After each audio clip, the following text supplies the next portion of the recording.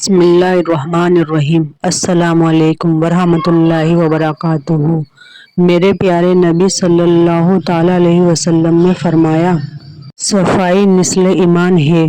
دیکھو، ہمیں اپنے ہاتھ، چہرے، کپڑے اور سب صاف ستھرا رہنا چاہیے اور ماحول کو ہمیشہ صاف رکھنا چاہیے، کیونکہ یہ ہمارا ایمان مضبوط کرتا ہے۔ ندامت ہی توبہ ہے، یعنی ہمیں اپنے گناہوں پر دل سے شرمندگی ہو جائے تو اللہ ہمیں معاف فرما دیتا ہے۔ آئیں ہمیشہ ہم سچائی کے ساتھ اللہ سے معافی مانگتے رہیں گے۔ وہ ہم میں سے نہیں جو ہمارے چھوٹوں پر رحم نہیں کرے اور ہمارے بڑوں کی عزت نہیں کرے۔ ہمیشہ چھوٹوں کے ساتھ نرمی کریں اور بڑوں کا احترام کریں۔ ہمارے پیارے نبی محمد صلی اللہ تعالیٰ علیہ وسلم نے فرمایا، نماز دین کا ستون ہے۔ آئیں ہم سب نماز کو اپنی زندگی کا اہم ترین بنائیں۔ نبی پاک صلی اللہ تعالیٰ علیہ وسلم نے فرمایا، جو درود پڑھے گا، اللہ کہتا ہے مجھ سے ایسے بات کرو۔ اللہ کہتا ہے میں تمہارے دل کے سب سے زیادہ قریب ہوں۔ مجھ سے بات کرنے کے لیے کوئی خاص وقت کی طبیعت نہیں، نہ ہی کسی خاص جگہ کی ضرورت۔ تم جیسے ہو، جس حال میں ہو، ویسے ہی میرے سامنے آ جاؤ۔ اپنے دکھ مجھ سے کہہ دو۔ میں تمہاری زبان سے لفظ نکلنے سے پہلے تمہارے دل کی آواز سن لیتا ہوں۔ میں تمہارے آنسو گرنے سے پہلے ان کی وجہ جان لیتا ہوں۔ اللہ کہتا ہے میرے سامنے الفاظ بولنے سے زیادہ دل کا سچا ہونا ضروری ہے۔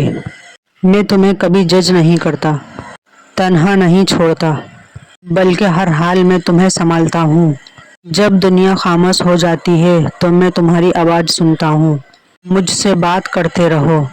میں ہی تمہارا دوست ہوں جو کبھی تھکتا نہیں ہوں، کبھی تمہیں چھوڑ کر نہیں جاتا۔ اس بات کا خیال رکھنا کہ اللہ ہی ہے۔ میرے پیارے نبی صلی اللہ تعالیٰ علیہ وسلم کا فرمان ہے، تمہیں اسلام قیمتی کہتا ہے، لہٰذا بے پردہ گلیوں میں نہ نکلو۔ ان کو سمجھاؤ کہ ہر عمارت کو گلاب نہیں چڑھتا، صرف کعبے کو چڑھتا ہے۔ ہر کتاب کو گلاب نہیں چڑھتا، صرف قرآن کو چڑھتا ہے۔ قیامت کے دن اللہ تعالیٰ اپنے بندوں سے سوال پوچھے گا۔ قربان جائیں، میرے نبی پاک صلی اللہ علیہ وسلم نے فرمایا، ہاں پوچھے گا۔ جب تک تم 5 چیزوں کا جواب نہیں دو گے تمہیں قدم نہیں اٹھانے دے گا۔ یا رسول اللہ، وہ کون کون سی 5 چیزیں ہیں؟ اللہ پوچھے گا تم سے، بتاؤ عمر کہاں گزاری؟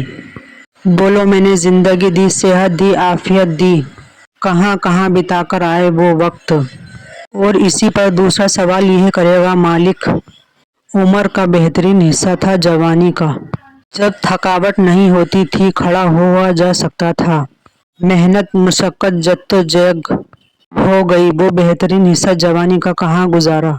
میرا مالک تیسرا سوال کرے گا، بتاؤ نا مال کہاں سے کمایا؟ اور چوتھا سوال، کمانے کے بعد دیا تو میں نے ہی تھا، تو بتاؤ پھر لگایا کہاں تھا، خرچ کہاں پر کیا؟ اور 5واں سوال اللہ پوچھے گا، بتاؤ تم جانتے تھے تو اس پہ عمل کتنا کیا؟ جس کا تمہیں پتا تھا، جس کا تمہیں شعور تھا۔ اب کیوں سوال ہوں گے؟ اللہ قیامت کے دن پوچھے گا۔ اسلام اپنے ماننے والوں کو بے خوف رکھتا ہے۔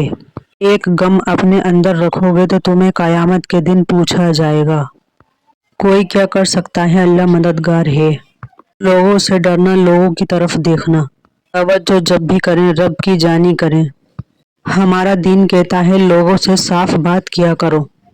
اگر کوئی غلط کر رہا ہے تو اسے بتاؤ، وہ غلط ہے، اس کو انفارم کرو، کیونکہ ہر غلط کا اثر پورے معاشرے پر پڑتا ہے۔ اس غلط کو جسٹیفائی نہ کرو، بلکہ ایک دوسرے کی مدد کرو۔ ہمیں اکیلے اکیلے جنت نہیں کمانی، سب کو ساتھ لے کر جنت میں جانا ہے۔ اکیلے اکیلے جہنم سے نہیں بچنا، اپنے ارد گرد کے لوگوں کو بھی اس سے بچانا ہے۔ اللہ کی محبت میں اور انسان کی محبت میں بہت فرق ہے۔ یا اللہ، آپ میرے امید نہیں میرا یقین ہو۔